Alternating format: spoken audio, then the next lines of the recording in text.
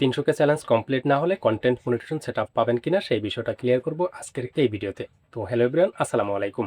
আপনার যদি এখন 300 কে চ্যালেঞ্জ কমপ্লিট না হয়ে থাকে সেক্ষেত্রে সাধারণত আপনার মাথায় একটা প্রশ্ন আসতে পারে যে 300 কে চ্যালেঞ্জ যেহেতু কমপ্লিট হয়নি তাহলে আমি কি কন্টেন্ট মনিটাইজেশন সেটআপ পাবো? আজকের এই ভিডিওতে এই কনফিউশনটাকেই ক্লিয়ার করব। তাই ভিডিওটিকে অবশ্যই শেষ পর্যন্ত দেখবেন, কারণ ভিডিও শেষে আমি আপনাদেরকে দেখাবো 300 কে কমপ্লিট না হলো এই মুহূর্তে আপনার কোন বিষয়গুলো চেক করা উচিত। ভিডিও শুরুতেই জেনে নিই 300 কে ভিউজ কমপ্লিট না হলেও কন্টেন্ট মনিটাইজেশন সেটআপ পাওয়া সম্ভব কিনা।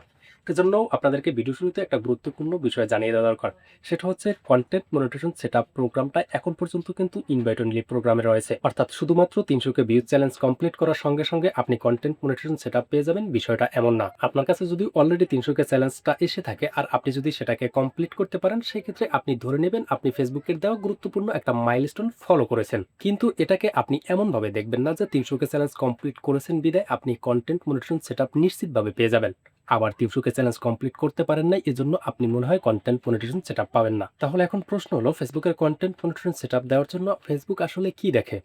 ফেসবুক আপনার পেজটাকে কন্টেন্ট মনিটরিং সেটআপ দেওয়ার জন্য কয়েকটি গুরুত্বপূর্ণ বিষয় চেক আউট করে, যার মধ্যে প্রথমেই রয়েছে আপনার কন্টেন্টগুলো অরিজিনাল কিনা, আপনি রিআপলোড কন্টেন্ট দিচ্ছেন কিনা বা অন্যের কন্টেন্ট ডাউনলোড করে কোনো প্রকার ক্রিয়েটিভিটি অ্যাড না করে সেই ভিডিওটা আপলোড দিচ্ছেন কিনা। দ্বিতীয়ত আপনার পেজে কোনো প্রকার policy violations, community guideline, standard কিংবা ফেসবুকের কন্টেন্ট মনিটরেশন পলিসিস, পার্টনার মনিটরেশন পলিসিস এই সকল রুলসগুলো আপনি ভেঙেছেন কিনা কিংবা আপনি এই সকল রুলস মেনে কন্টেন্ট পাবলিশ করতেছেন কিনা। আর তৃতীয়ত আপনার কন্টেন্টের পারফরমেন্স, অর্থাৎ ফেসবুকে আপনি যে কন্টেন্টগুলো পাবলিশ করতেছেন সেই কন্টেন্টের অডিয়েন্স রিটেনশন কেমন, এঙ্গেজমেন্ট কেমন, কিংবা অডিয়েন্সরা সেই কন্টেন্টগুলোতে কিভাবে রিয়্যাক্ট করতেছে, তারা আপনার আপলোড করা কন্টেন্টগুলো কত সময় ধরে দেখতেছে, এই বিষয়গুলোকে কিন্তু পর্যবেক্ষণ করে। এজন্য 300 কে ভিউজ কমপ্লিট না হওয়ার কারণে অনেক ক্রিয়েটর একটা কমন ভুল করে থাকে। আর সেটা হচ্ছে অনেক ক্রিয়েটরই 300 কে ভিউজ কমপ্লিট না হওয়ার কারণে অনেকেই ভিডিও আপলোড দেওয়া বন্ধ করে দেয়, আবার অনেকেই যে কাজটি করে তারা একসাথে অনেকগুলো ভিডিও আপলোড করে।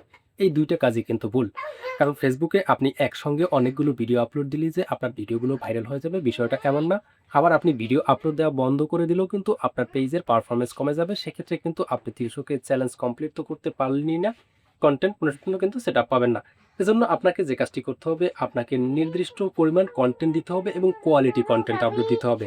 যাতে করে অডিয়েন্সরা আপনার কনটেন্টগুলোকে বেশি সময় ধরে দেখে, পাশাপাশি আপনি এমন ভ্যালুয়েবল কনটেন্ট আপলোড দিবেন, সেটা হোক আপনি দিনের সংখ্যায় কম ভিডিও আপলোড দেন, বাট আপনার কনটেন্টটা যাতে কোয়ালিটিফুল হয় এবং অডিয়েন্সরা যাতে একজন অডিয়েন্স আপনার ভিডিওতে যখন ক্লিক করবে, ক্লিক করার সঙ্গে সঙ্গে যাতে দীর্ঘ সময় বা একটা ভিডিওর একটা নির্দিষ্ট সময় ধরে অন্ততপক্ষে ভিডিওটাকে দেখে এবং দেখার পর লাইক, কমেন্ট কিংবা শেয়ার করতে যাতে বাধ্য হয়, এই ধরনের কনটেন্ট আপনি ফেসবুকে পাবলিশ করবেন। তাছাড়া আপনার ফেসবুকের প্রফেশনাল ড্যাশবোর্ডটাকে আপনি নিয়মিত ভিজিট করবেন। দেখবেন আপনার কোন কনটেন্টটিতে বেশি পারফরম্যান্স এসেছে, কোন কনটেন্টটিতে বেশি ভিউজ এসেছে, এঙ্গেজমেন্ট এসেছে।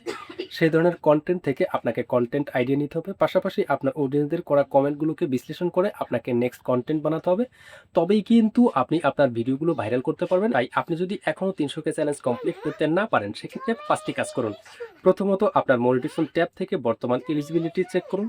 দ্বিতীয়ত আপনার পেজে বা প্রোফাইলে কোনো পলিসি ইস্যু আছে কিনা সেটা চেক করুন। আর তৃতীয়ত প্রফেশনাল ড্যাশবোর্ড থেকে আপনার বেস্ট পারফর্মিং কনটেন্ট আপনি অ্যানালাইসিস করুন। চতুর্থত কোন টপিক থেকে আপনি নিয়মিত ভিউজ পাচ্ছেন সেই বিষয়গুলোকে চেক করুন। আর ৫ নম্বরে আপনার কনটেন্টগুলো অরিজিনাল এবং পলিসি কমপ্লেন্ট আছে কিনা সেই বিষয়ে চেক করুন। এই ৫টি বিষয় ঠিক করার কাজ আজ থেকেই শুরু করুন, কারণ ফেসবুকের কন্টেন্ট মনিটাইজেশন সেটআপ পাওয়ার জন্য 300 কে চ্যালেঞ্জের পিছনে না দৌড়ে আপনার পেজটাকে মনিটাইজেশনের জন্য রেডি করা সবচেয়ে বেশি গুরুত্বপূর্ণ। তাই আপনার যদি 300 কে চ্যালেঞ্জ কমপ্লিট না হয়ে থাকে সেক্ষেত্রে হতাশ হওয়ার কিছুই নেই। আপনার লক্ষ্য হওয়া উচিত অরিজিনাল কন্টেন্ট, কনসিস্টেন্সি পোস্টিং এবং বেটার অডিয়েন্স রেসপন্স। একই টপিকে এবং একই অ্যাঙ্গেলে কন্টেন্ট তৈরি না করে আপনি নতুন অ্যাঙ্গেলে একই নিশে কন্টেন্ট তৈরি করার চেষ্টা করুন। ভিডিওর শুরুতে স্ট্রং হুক ব্যবহার করুন আর নিয়মিত প্রফেশনাল ড্যাশবোর্ড অ্যানালাইসিস করার অভ্যাস তৈরি করুন। তাই শেষ কথা হলো 300 কে চ্যালেঞ্জ কমপ্লিট হয় নাই এজন্য আপনি কন্টেন্ট মনিটাইজেশন সেটআপ পাবেন না এই হিসাব করবেন না।